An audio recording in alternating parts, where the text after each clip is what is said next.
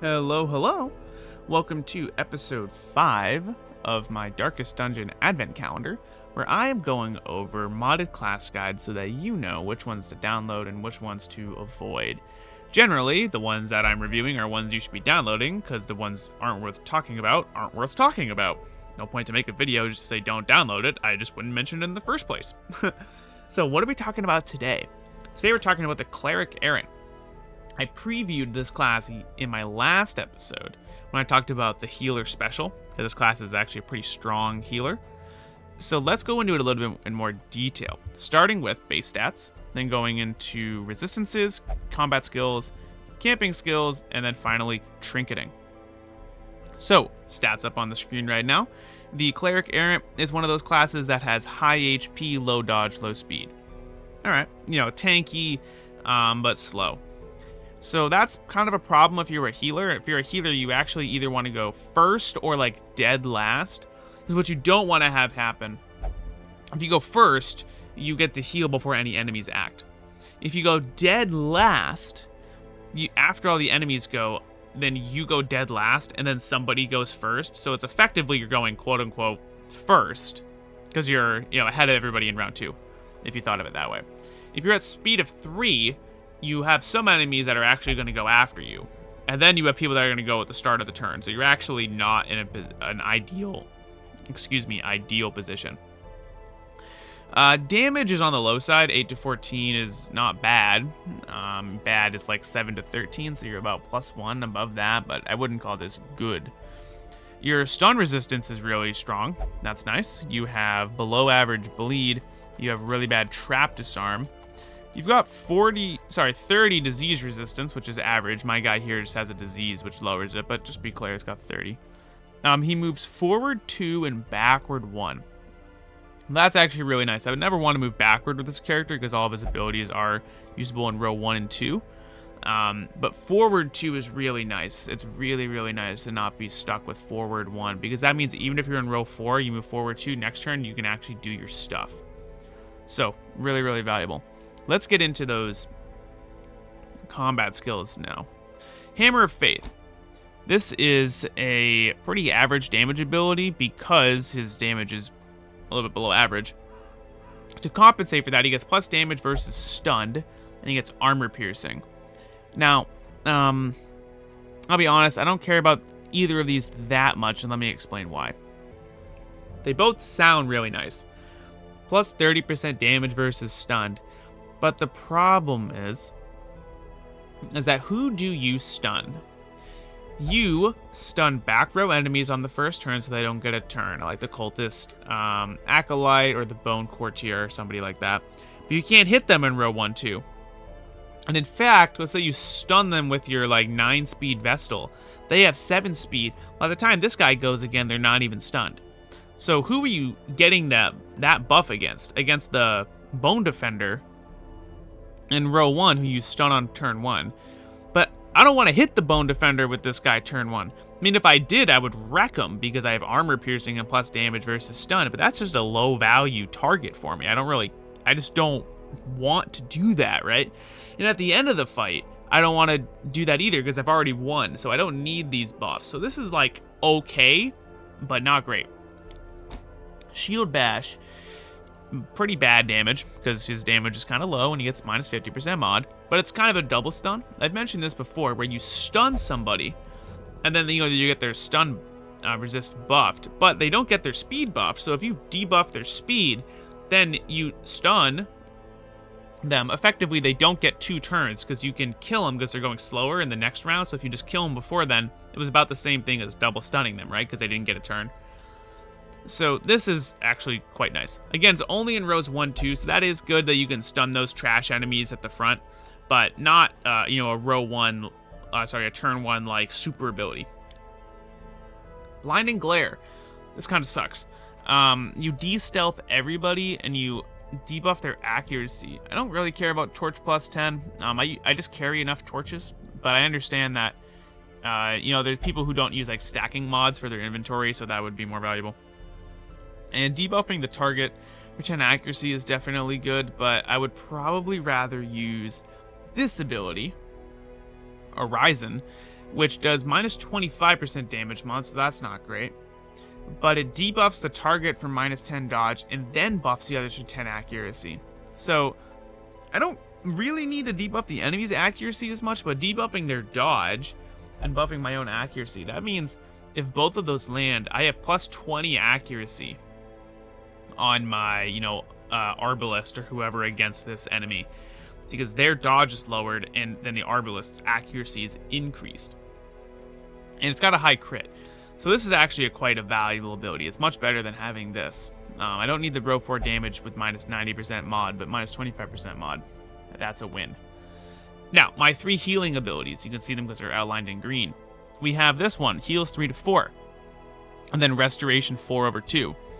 So that's heals for 3, restoration 4. The reason that this is actually valuable is because heal to 3 to 4 is an alt heal ability, but the ability to have restoration means if someone's got a dot, then the restoration will prevent the dot from killing them, because the restoration applies before the dot does. So if someone's got 1 HP and there's a bleed on them, the bleed will kill them. They go to 0 HP, there's still a bleed on them. Now you heal them for 3. You heal them for 3, that the bleed's still going to get them down again, so they're back at 0. You're like, oh my gosh, but oh, I've got restoration. So the restoration heals them back up to 4 before the bleed gives them a death's door check. So they'll actually stay at 0, but they won't proc death's door. So the heal itself isn't super duper valuable because it's only 3 to 4, but the restoration's actually quite nice. It also means that it's the last turn of the fight, you heal 3 to 4, and then you kill the enemy. The restoration applies as you walk through the hallways. So you still actually get, the full, whatever that'd be, almost 11 to 12 healing that way. And you get more chances for crit heals on the restoration. And if you crit, you get stress. So you actually have a better stress heal on this than on regular. You have this one, Knight's Vow. You guard an ally, and you heal yourself for 25% HP. That's a huge amount, because you've actually got pretty chonkin HP, so that's about 13 HP, 14 HP that you're healing there. Base. So you guard somebody, and therefore they don't take damage. So it's almost like how if a doctor gives somebody an antibiotic, that heals them, right? But if the doctor gave you a vaccine, so you didn't get the disease in the first place, that also heals you, because it stops you from getting hurt in the first place. So the guard heals because enemies aren't doing damage in the first place, and they're just hitting you, who's supposed to be a big tank. And then you actually heal yourself, too. So you're healing the person who is getting hit and preventing the person who you don't want to get hit from getting hit in the first place. So that's actually really, really good. And you can use this anywhere, so if you get shuffled out of position, you can still do this. Finally, Sanctification. The next 3 friendly skills by the target heal the party.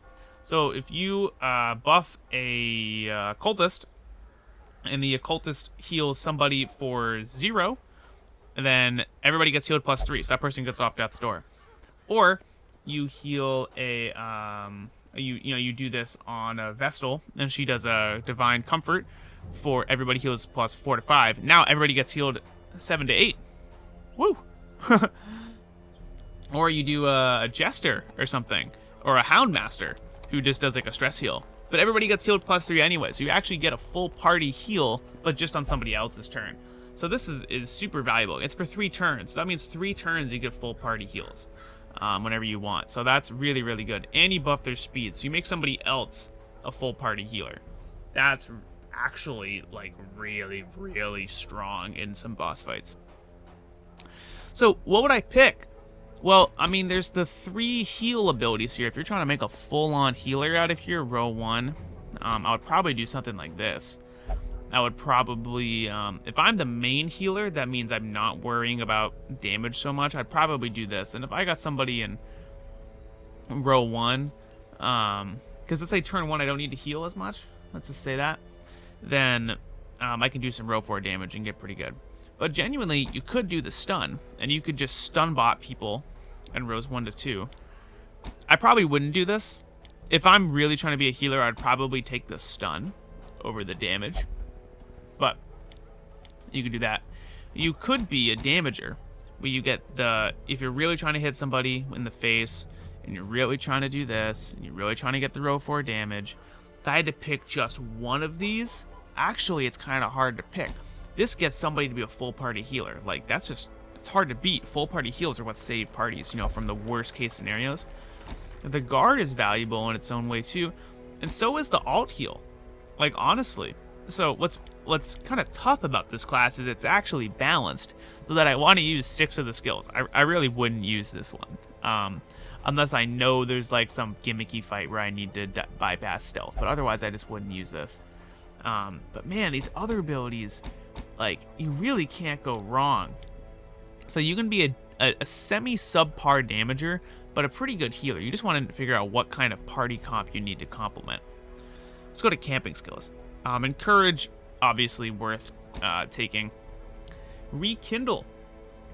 You get party -10 stress, party, so that includes you, and heal 10 HP for time cost 3. So that's 40 stress healed on time cost 3 versus 15 on time cost 2. That's really good. Ember's Grace. One companion gets plus restoration received and 20 damage. Now, the reason this is extremely good is because if you're doing this for a boss fight, then 15 stress, like, it's not that big of a deal. I mean, you could just time cost 2 encourage that, or you could do this.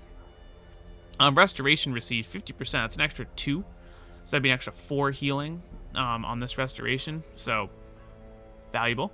It could be other restoration too. You might have other characters that increase restoration or use restoration, and 20% damage is really nice. So this is definitely valuable. You have the Mark of the Flame. This is your nighttime ambush, so more utility here. You get minus torch burning speed, so you need fewer torches, and you have lower party chance. So I would probably always take this, just because I want my nighttime ambush. Finally, you have Light's Protection. So you get time cost 1, which is nice, because sometimes you just have 1 time cost left and you just don't know what to do with it. So you might as well just have this, right? If you know in advance like what you're going to be doing, you can always just switch in and out of having skills before you click the camp button, right? But if you want this, you get 15% prot while guarding. So obviously only if you're using the guard, or if you're getting force guarded by somebody like an antiquarian. But otherwise, you could do this if you're not guarding at all. If you don't have the guard skill, this would be useless. So, all in all, pretty valid camping skills for the most part. Heals, stress heals, and pretty valid skills here too. So let's move on to trinkets. Let's go from the weakest or the most common to the best. The problem with this one, common, is that you can get plus stun chance without the accuracy debuff. So this might be really good on like week 2, 3. But once you get a stun chance, I just wouldn't use this anymore, right? This one here, minus dot amount received. So minus blight amount received, minus bleed amount while guarding. Valuable. So instead of getting bled 5/3, you'd get bled like 4/3 if you're guarding. That'd be kind of the idea. So that saves you some HP, but it's not going to be that much. It's probably going to save you 3 or 4 HP. When it applies, like when you're actually ticked, which means if you just buff the resistances instead, like if you had plus 25% blight and bleed resist, you might just actually ignore that altogether. Your effective amount of blights and bleeds received might be lower because you wouldn't receive them in the first place. So I don't like that much. Plus 20% healing done for the cost of 15 HP. It's about 7 HP, 8 HP. This is fine in early days, but you're eventually going to get plus healing trinkets anyway that don't debuff your HP, so this becomes bad. Martyr's Crown, 50% damage reflection when hit, self-mark. So why would you self-mark? You don't get anything for being marked. What marked does is it means some enemies are going to target you more than others. But here's the problem. You can already just guard, and then they have a 50% chance of hitting you. Because if they hit you, they hit you, and if they hit the guy you're guarding, they hit you. So some enemies don't care about mark, and therefore this doesn't do too much. And the damage, 50% damage reflection is nice. Like, I get that. And there's memes where you like find multiple damage reflection trinkets, but all in all, I wouldn't do this too much. This one, you get plus 10% crits received, which means I don't want it. That's really what that is. I'm much more of a safe player than a risk player. So minus stress taken for crits received, like, no, dude. That's how I lose the game, is getting crit comboed, so I'm not letting that happen to me. We have this one. +2 damage range skills. So this makes you closer to going dead last, and I already said earlier in the episode why that's valuable. This is your ranged ability. Ignore this. This is my ranged ability. So +2 damage on that. That's actually pretty good, because 2 damage is about 25% of my minimum, and about 14% of my maximum. So I get between 25 and 14%, call it 20% damage. That's 20% damage on my range skills. Okay, that's valid. And when you would hit them, you debuff their prot for -15%. I don't know how valuable that is. Most row 4 enemies and row 3 enemies don't have prot. But hey, you know what I mean?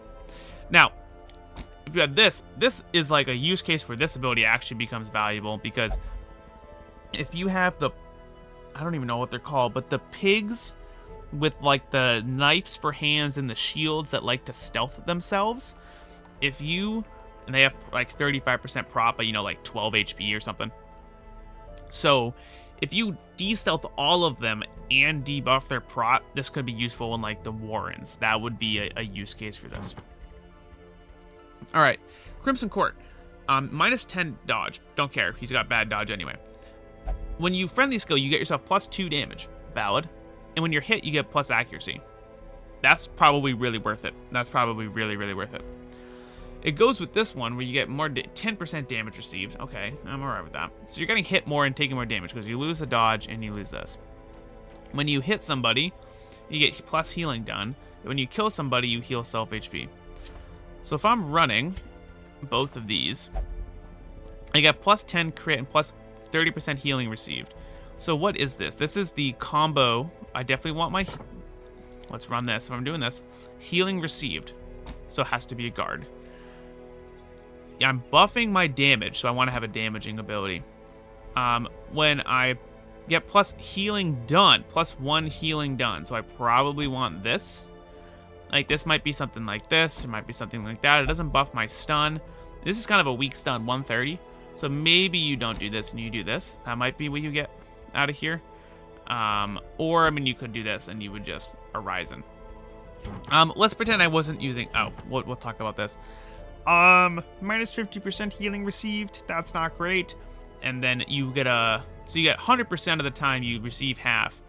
And 40% of the time you receive a block after you've been hit. So if you take 20 damage from a hit, now you might get a block that prevents you from getting hit for -20 again. But somebody who heals you for 10 now only heals you for 5. So it takes you much longer to get back up there. And you are only partially getting blocks. So you're not always, able to, you're probably less able to heal through damage with this. That's probably what I'm thinking. So I don't really like that. But I could be convinced. Otherwise, if I was trinketing this guy, I would either try to somehow minus his speed or plus his speed. Plus prot would be really valuable. Plus stun chance could be valuable.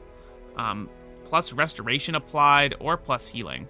So it's probably like this. It's like prot, healing, stun chance, HP. Like he's a tank. I'd probably run this guy more like a tank. Maybe a little bit of stun chance if you can get it. So, dun dun dun dun dun. Conclusion. Excellent class. Excellent class. It's a thinking man's class. Because it's not just a dummy row 1, 2, oh, I stunned somebody, oh, I damaged them. Like, no, dude, you could really play high IQ with these healings. So definitely download the Cleric Errant and have fun with it. Play it really well. I'll see you guys in my next episode where we'll be looking at another healing class. Ooh.